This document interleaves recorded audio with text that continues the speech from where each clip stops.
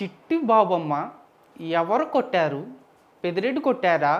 కోపం వచ్చిందా? వాళ్ళ కొడుకుని అరెస్ట్ చేసావా? జైల్లో పెట్టావా? రేపు జైలు నుంచి బయటకు వచ్చాక నిన్ను నీ కొడుకుని వాళ్ళిద్దరూ గుట్టుక్కుని మింగేస్తారు. మిథున్ రెడ్డి అరెస్ట్. ఎందుకు అరెస్ట్ చేశారంటే లిక్కర్ స్కామ్ అంటున్నారు. స్కామ్ జరిగిందని ఎవరు చెప్పారని అడిగితే మా బాబు గారు విజన్తో మాకు చెప్పాడు అంటున్నారు.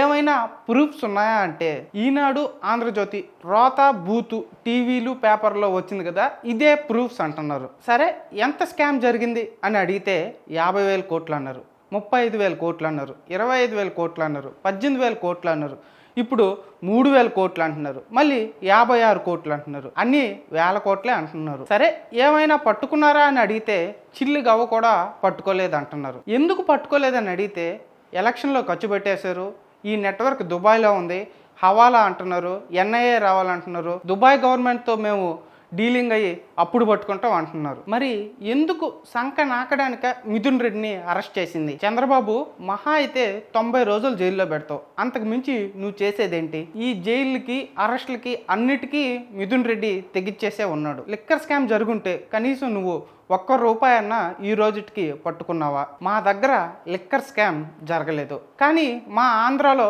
ఒక లిక్కర్ దొంగ ఉన్నాడు. ఈ రోజుకి కూడా లిక్కర్ కేసులో బెయిల్ మీద తిరుగుతున్నాడు. మీకు ఎక్కడన్నా కనిపిస్తే చెప్పండి. ఎలా ఉంటాడో ఆనవాళ్ళు చెప్తాను, నోట్ చేసుకోండి. పసుపు చొక్కా, పసుపు ప్యాంట్, అన్నీ కనిపెట్టింది నేనే, నాకన్నా నిజాయితీ పరుడు ఈ దేశంలోనే లేడు అని అంటూ మీటింగులు పెడుతూ తిరుగుతూ ఉంటాడు.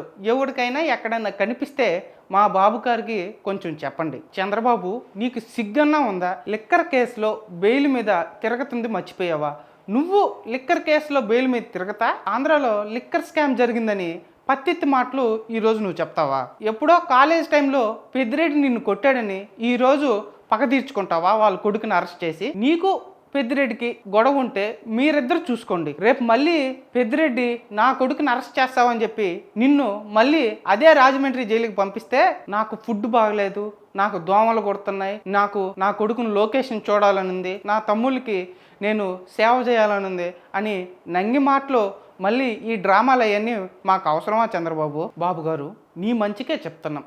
తండ్రి తన కొడుక్కి ఆస్తి ఇస్తే తప్పులేదు. నువ్వు ఆల్రెడీ ప్రజల సొమ్ము అంతా దొబ్బేసి నీ కొడుక్కి ఇచ్చేసావు. లేదా నా తర్వాత నా కులానికి వీడే నాయకుడు అని చెప్పుకో, పర్వాలేదు. కానీ నువ్వు ఇవి రెండు చేయకుండా నీ కొడుక్కి శత్రువుల్ని ఇచ్చిపోతున్నావు. పైగా నీకు వయసు కూడా మీద పడ్డది. ఇక నీ కొడుకుని ఎవరు కాపాడుతాడో నీ ఇష్టం బాబు గారు. నువ్వు మర్చిపోయినట్టున్నావు, ఒక్కసారి నిన్ను పెద్దిరెడ్డి చిత్తూరులో కొడితే కుప్పంలో పడ్డావు, గుర్తుందా లేదా? మిథున్ రెడ్డి తప్పు చేస్తే అరెస్ట్ చేయి, కానీ ఇలాంటి దొంగ కేసులు మాత్రం పెట్టద్దు చంద్రబాబు. నువ్వు ఆ రోజు కాలేజీలో కూడా ఇలాంటి చిల్లర పనులు చేస్తేనే పెద్దిరెడ్డి నిన్ను కొట్టింది. కానీ ఆ రోజు నువ్వు ఇంకా సెల్ ఫోన్ కనిపెట్టలేదు కాబట్టి నువ్వు బ్రతికిపోయావు, లేదంటే ఫుల్ వైరల్గా మారుండేవాడివి. నిన్ను గెలిపించి నువ్వు జగన్ కంటే నేను ఎక్కువ ఇస్తానని చెప్పి సూపర్ 6 అనే ఒక స్కీమ్ పెట్టి బాబు షూరిటీ భవిష్యత్తు గ్యారంటీ అని చెప్పి అధికారంలోకి వచ్చి ఇప్పుడు 1995 సిబిఐని చూపిస్తానంటావా? సరే, నువ్వు 1995 సిబిఐని చూపిస్తే ఇంకాస్త వెనక్కెళ్ళు, అప్పుడు మాకు ఆ పెద్దిరెడ్డిని చూడాలనిపిస్తుంది.